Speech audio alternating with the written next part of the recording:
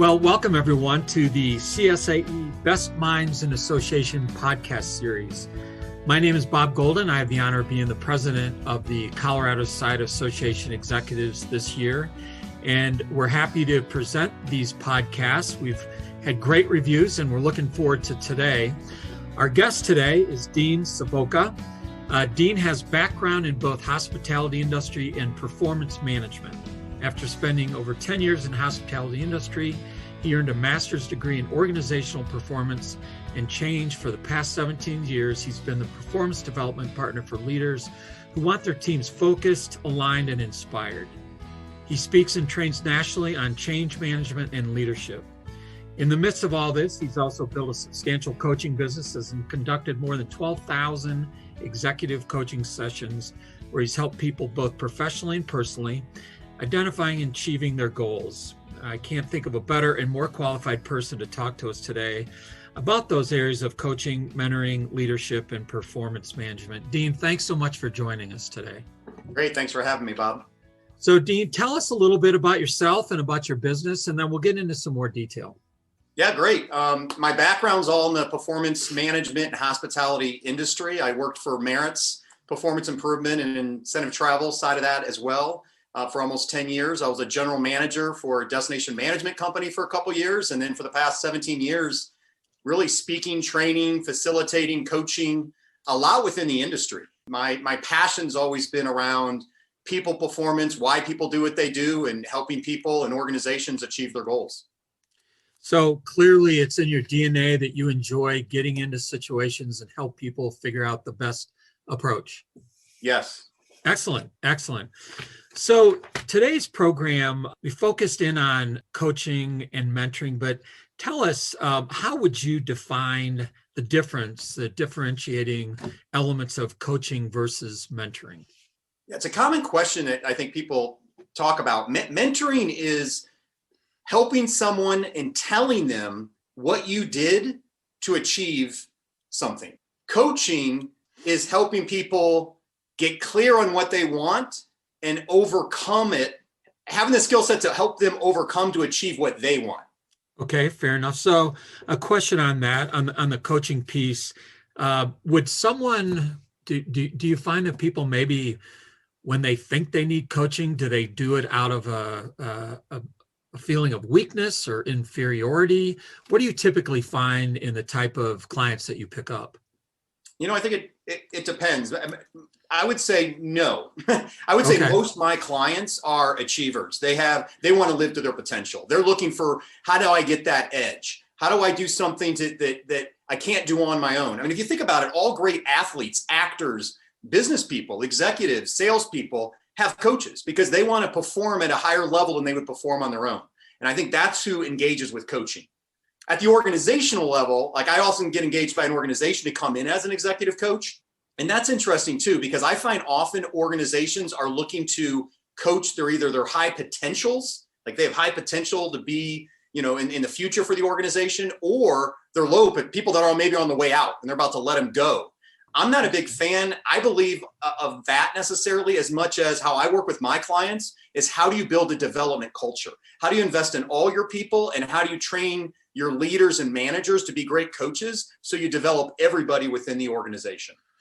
So Dean, is your model a top-down model, or I mean, how would you define that? Does it come from the top all the time, or do you get in the middle management, et cetera? Yeah, I wouldn't necessarily say a top-down model. A lot of the curriculum I've created, I have a lead like a coach curriculum, and I really work with a lot of mid-level managers that's helping train them in the coaching mindset, the coaching skills, and really gives them a coaching model to how to effectively have the performance management conversation to bring out the best performance of their teams. Okay. And this might seem like a rhetorical question based on just the few minutes that you've already commented, but why should someone consider engaging with a professional coach? You want to engage with a professional coach if you want to achieve your potential. If you have goals that you want to achieve, or to be honest, it's even more than that for me, because it's not just professional, it is personal as well. My philosophy is very holistic. I believe that, your relationship your intimate relationship, your health and wellness are related to who you are as a leader and the impact you're going to have on your organization. It really just starts with someone saying, hey, I want to invest in myself because I want to develop and be better and ultimately be a better leader, be a better husband or wife. And so really the topics can be a wide range of what people want. I call it designing your life for intentional living. Like, how do I design my life? And this is during this pandemic, another interesting thing is I've been working on this concept of a post-pandemic reboot. Like, how do you reboot and re-engage? And part of it is being here in Colorado, such an amazing place to be, of guiding. What I'm doing is I'm guiding nature-based leadership retreats where people can unplug, reflect, and connect. And it's really an opportunity. And the concept there is an opportunity to get clear of what you want. And a lot of people have really reflected during this time, and they need a chance. They need a chance to reflect and say, hey, what have I learned during this time? How am I going to be better on the other side of this, or help my team be better on the other side of this pandemic? Coaching provides an opportunity to really get clear on what you want and why you want it, and then helps you work on the strategies to achieve it. And also, most importantly, overcome the obstacles that get in the way. And that's, by the way, what I'm talking about in the mountains, that's almost like a group coaching concept versus one-on-one coaching. So what you're suggesting is that there is a strong connectivity between mental and physical well-being and being a successful leader. I believe if you want to live your best life, you have to pay attention to your health and wellness. If you don't have your health and wellness, you don't have anything. So I would say a foundation of physical, mental, emotional, and spiritual for many people, whatever that is for you. But physical wellness, what are you doing to take care of yourself? If you don't have the energy as a leader, how are you going to impact people? How are you going to influence people if you're exhausted? Okay. Mentally, it's a mental, how are you getting through this time if you don't have a mental toughness about you? You have to be able to have some resilience to get through challenges and help other people do the same, and emotional, just managing yourself, managing your state, managing how you show up is a foundational piece.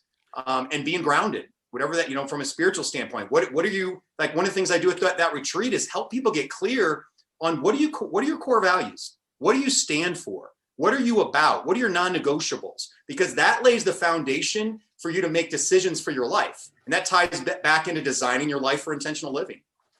So you have, in your experience, and you have met and worked and coached with leaders that have had to make that initiative to live healthy, both mentally, physically, spiritually, et cetera.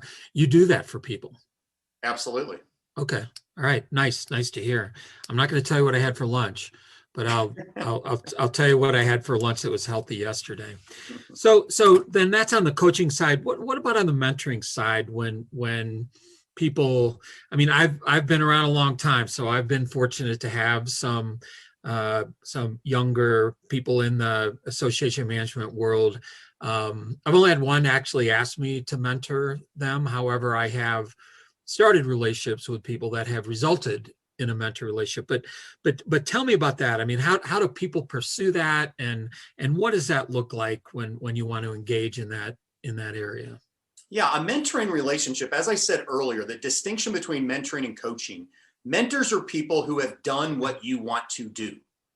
If you want to learn how to run a marathon, you talk to a marathon runner, someone who's done it. How did you eat? What was your nutrition? What was your regimen? What was your strategy? If you're an association executive and you're new in the role and you want to talk to somebody who's 10 years maybe down the road than you. Actually, I do want to point out one thing though. Mentoring can be also somebody who's younger than you. It's not always by age. So there's a lot of that happening right now from a technology standpoint. People are learning technology, and a lot of the younger people know this technology, and they're helping a lot of people during this time. But from a mentoring standpoint, the purpose of the relationship is you want to shorten the learning curve. You want to learn from other people that have already done what you want to do. Very different than coaching. One of the biggest barriers, Bob, that I see around that gets in the way of mentoring, and you just kind of said this, people don't ask someone to mentor them. That's the biggest thing. And it's interesting. There's so many people that are once again, I'm not saying they're all, you have to be a certain age, but there are so many people in their 60s and 70s that want nothing more. They've had their career. They want to contribute. They want to give back. They want to make a difference. People are intimidated. They hold back. Like, I can't ask someone to mentor me. Try it. That's a challenge I have for everyone on this call. By the way, everyone should have mentors. Everyone should have a coach. I know I may be biased, but if you want to live an extraordinary life and you want to be extraordinarily successful, all the people that are in life have mentors and they have coaches. Excellent. Well put. Dean, you just mentioned it a few moments ago about the pandemic. It's hard to imagine. My son and I had dinner last night, and we were actually at Copper Mountain a year ago when they said, okay, when Governor Polis said we're shutting down the mountains, et cetera. And it's almost impossible to believe that it's been a year, and then sometimes it feels like 5 years. It certainly has had a dramatic impact on all business associations in particular.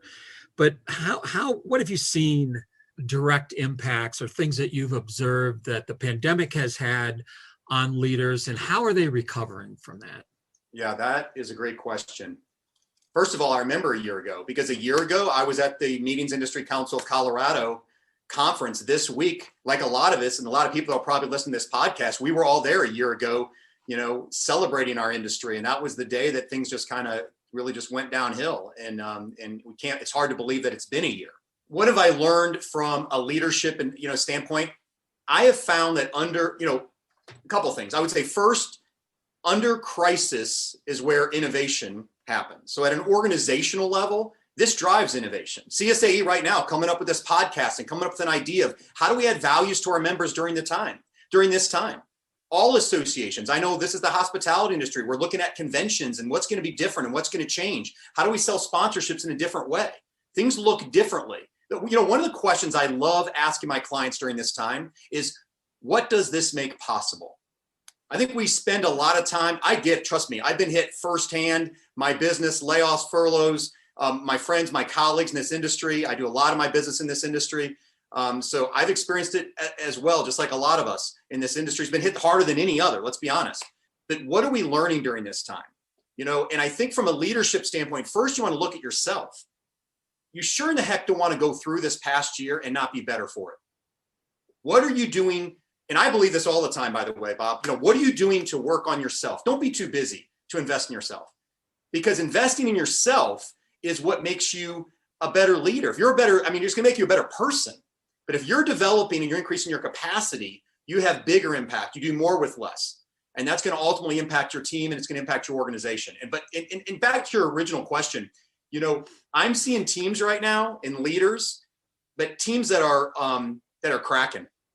And that have had more challenges, and that during this time, because of the pressure of the crisis. And I'm also seeing teams that are strengthening. They're being more cohesive. They're getting stronger.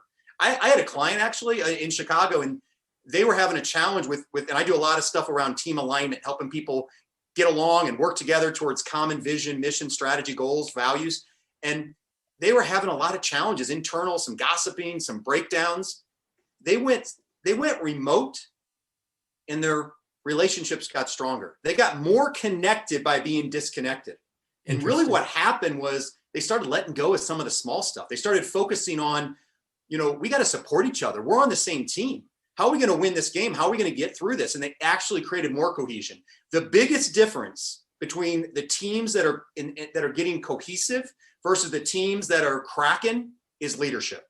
Well put. So on that point, you mentioned, and in your introduction, we talked about performance management and accountability. So how do leaders hold their people accountable in normal circumstances, but in particular with the challenges that we've been faced over the last year? It's one of the biggest questions I get around accountability. It's one of the biggest challenges people face.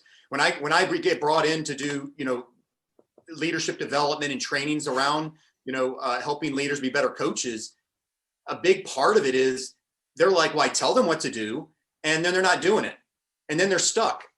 And then the manager or leader or coach is like, then what do I do? I don't know what to do. Okay. From an accountability standpoint, ultimately, you have to instill it in that person, right? Yes, there is accountability. You have a conversation. This is why coaching works, right? There's touch points over time that you're following up, you're checking in, you're reinforcing, celebrating successes. You have accountability and check in on certain commitments that were made, and then you're working with them to overcome any obstacles or get in the way. That's kind of the performance management type of conversation. But a lot of people are not trained on how to do that effectively as a leader and as a manager. They get stuck. They get frustrated. They know what to do and they're not doing it. And so a big part of that is you have to spend time to know the individual. You have to know what makes them tick. You got to know what motivates them. You got to instill in them. First of all, you got to set clear expectations, by the way. If the expectations aren't clear, that's on the manager, that's on the coach, that's on the leader. But once expectations are clear, it's instilling in them why it's important, but it has to not just be the organizational why or your why as a leader or manager. It has to be what is their why. How do you tap it into them so they want to do it? Because ultimately, when it really gets down to it, aren't we all accountable to ourselves? We're either going to choose and commit and follow through or we're not.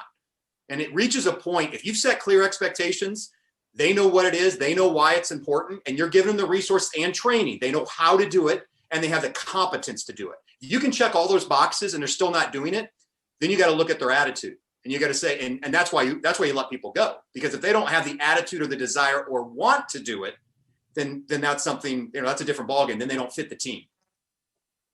Good points. Excellent points.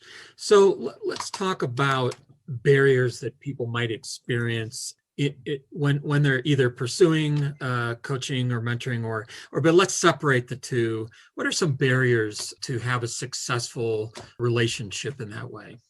Yeah, I mean, to start with mentoring, I actually think one of the biggest barriers to a mentoring relationship is what I said earlier. People do not ask for someone to be their mentor. Okay, so be specific. Ask someone. I have a mentor that I probably for the last decade that's in this organizational development performance space. I've already done this. I've done hundreds of sessions, right? But he's been doing it, 10 years longer than me. And he brings a different perspectives and works in some different industries. There's a lot I can learn from how he does things. So, but I told him, I was like, hey, I'd like to get together once a quarter and I want to buy you lunch, buy you breakfast. I'll come to you, make it easy on you, probably spend about 2 hours with you once a quarter to just pick your brain on everything. Would you be willing to make that commitment to me? Or would that work for you? And I also said, and can I call you maybe 3 or 4 times a year when I'm in a specific situation? And maybe I send you an email that outlines what my client situation is I'm looking for support or insight around. And then we have a short, 20-minute conversation on the phone to get your feedback. Yes. And it's amazing if you were to ask people to be your mentors, how many people will say yes? Because they do want to contribute. So many people want to give back and make a difference. I mean, a lot of people listening that are in the hospitality industry, come on, we are givers. We love people. We want to help people. That's why we got in this, a lot of us in the profession that we're doing. And Bob, one more thing with mentoring I'd like to point out. You actually, what I just described as kind of one-on-one mentoring, you don't even have to know someone necessarily to be your mentor. All right. So also, for example, Jim Rohn is a mentor of mine. John Maxwell, Tony Robbins, they're all mentors of mine. Why? Because I know their story and I want to emulate and say, what can I do to have the impact on the world that I see these men have done in my world, in my mission to inspire and influence positive change? Those 3 men have done it in spades. So reading their books, attending seminars, listening to them on YouTube, doing their trainings, all of that, because I can learn so much from them because they're telling me how they did it. So I can follow in their footsteps. Mentoring is just following a recipe. You're getting the recipe of what it takes to be successful. Very different than coaching. If someone has here's my recipe for lasagna, they're telling you, here's the steps I follow. Here's how long you cook it. Here's the ingredients. Here's how you mix it. You're following a strategy that someone else followed that delivers this result. That's why you get a mentor. Great analogy. So last question, Dean, where did generational differences come into play with this? I have 27-year-old twins, Mary and Mackenzie, boy and girl, and my wife and I were talking the other day and we said, when did we go from not listening to anything they said to listening to everything they said? Because we're starting to see them mature and they have attitudes about politics and business and social injustice, et cetera. But with the relationships, particularly, I suppose, in mentoring, where do those generations come in? Because I think most people think mentoring has to be an old person down to a young person, but I'm wondering what your opinion is on that. Yeah, mentoring does not have to be an old person to a young person. Mentoring is someone who has experience or who has achieved something or who has knowledge of experiencing something firsthand that can pass that on to someone else and tell them, here's how I did it. Here's the strategy on how to get there. Here's what I learned. And anything from a generational time, we're in interesting times, not just with the pandemic, but with the social justice issues and all of that. And there's a lot to be learned. I think a lot of us are spending time, reflecting and talking to younger people who I think right now are driving some of this. And for all of us to spend some time of saying, let's be open, let's listen, let's understand. I think it is, listen to understand. Truly listen to understand would serve our world better. And when you look at politics, you look at these social justice issues, diversity, all the things that are going on right now, if people would truly listen to understand, but I think the challenge is it's gotten such a dichotomy of us versus them, red versus blue, black versus white, whatever. And it creates this tension versus truly listen to understand and by the way, that ties back to what makes you a great leader, a great influencer. You have to appreciate and understand first. Thanks for that insight. It always helps, particularly when you have 4 kids. Even though they're adults, boy, it's still a lot of work. It just never ends. Well, ladies and gentlemen, we have had the honor on this podcast to be with Dean Savoca. Dean, thank you so much. And I will tell you, if you don't know Dean, he has a lot of energy. So if you're looking for some support in those areas, I would highly recommend that you look him up, and CSA will have Dean's contact information. So Dean, thank you very, very much. Want to remind everybody that we are rolling out 2 podcasts every month. They are front and center on the front landing page of the CSA website, csae.org. And we encourage you to tune in for another Best Minds in Associations with our podcast series. Dean, thank you so much again for your time, and good luck with your endeavors. And we appreciate all that you shared with us today. Great. Thanks for having me, Bob. I'm a big fan of CSAE, and thank you for the work you do. Thank you.